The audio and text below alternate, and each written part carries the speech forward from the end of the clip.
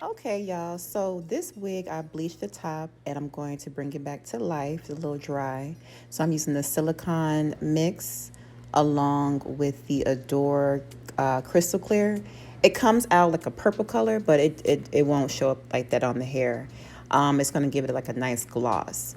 But before I do that, I'm going to wash the hair out, get all the anything that residue, dirt, whatever that was in the hair from bleaching it, and letting it sit for a couple days. I'm just gonna get that clean. I did mix the silicone with the crystal clear. I did measure it, but I have probably about the same amount, probably more, but more of the silicone than the crystal clear. But it's a nice mixture to deep condition and give your hair some shine. So I definitely recommend it, and you want to work your product in there thoroughly, very, very well. I love silicone. It really just snaps the hair back to life, no matter what you did to it.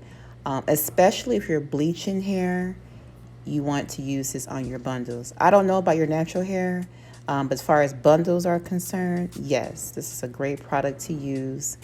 And so that's exactly what I'm doing. And I'm combing it through to make sure every piece, every strand is saturated with the conditioner. And I typically put it in a plastic bag or a Ziploc baggie. It depends on how damaged the hair is. If it's severely damaged, I'll put it in a Ziploc baggie and then I'll put it in a hair dryer, a cylinder dryer, and let it penetrate for about 30 minutes. If it's not that bad, I'll put it in a plastic bag overnight and then rinse it out the next day. And you want to rinse it out in cool water because you want to lock in the moisture from the conditioner. And this is the next day after I rinsed it out. See how it's shiny and it's vibrant. So I love that little combo. So just let me know if you ever use it. And so now we're going to go ahead and color the top part that was bleached. Um, yeah, that was bleached. We're going to use the Revlon Color Silk number 42, the medium auburn. Now, I didn't really see a difference. It looked the same to me. I probably needed to put the bleach on a little longer.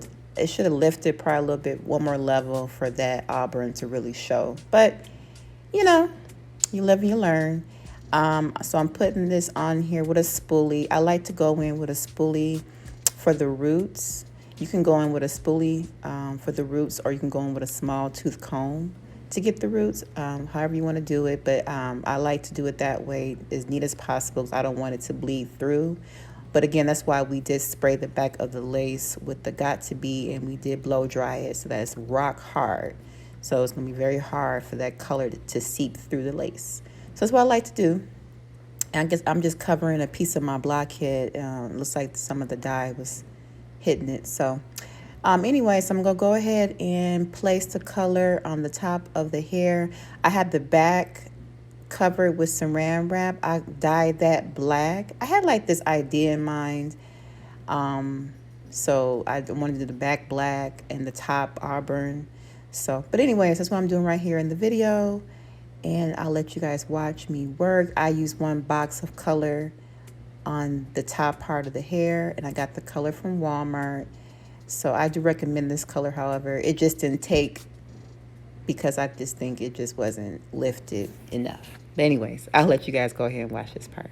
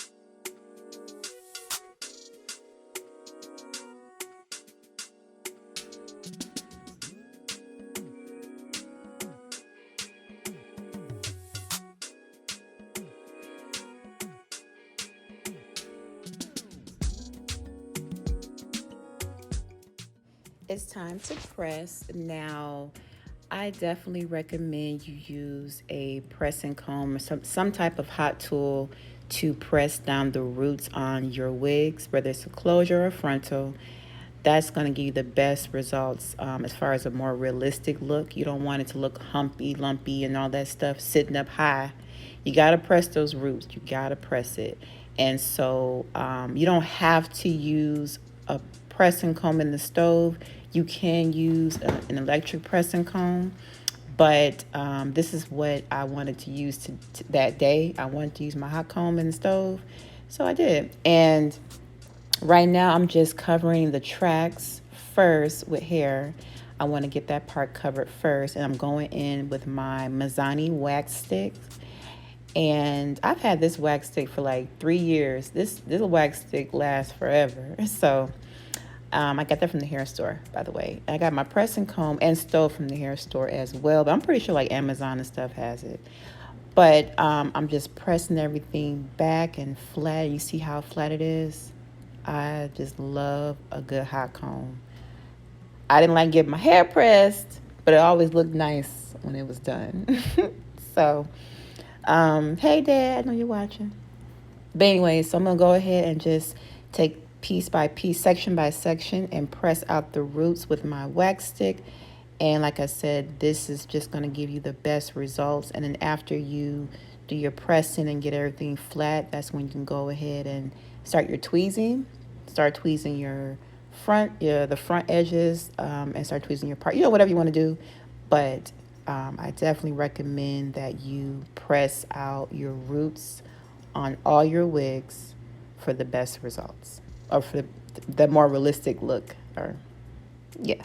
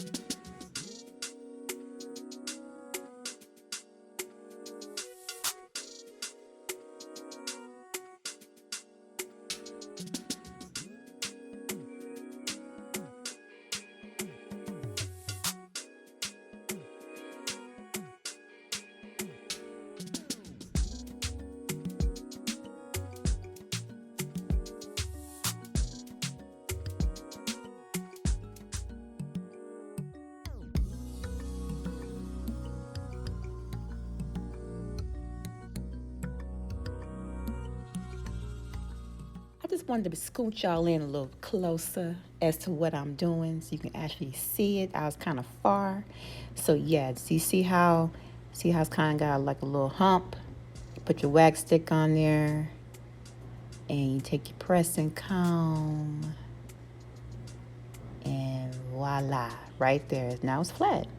So definitely invest in a hot comb.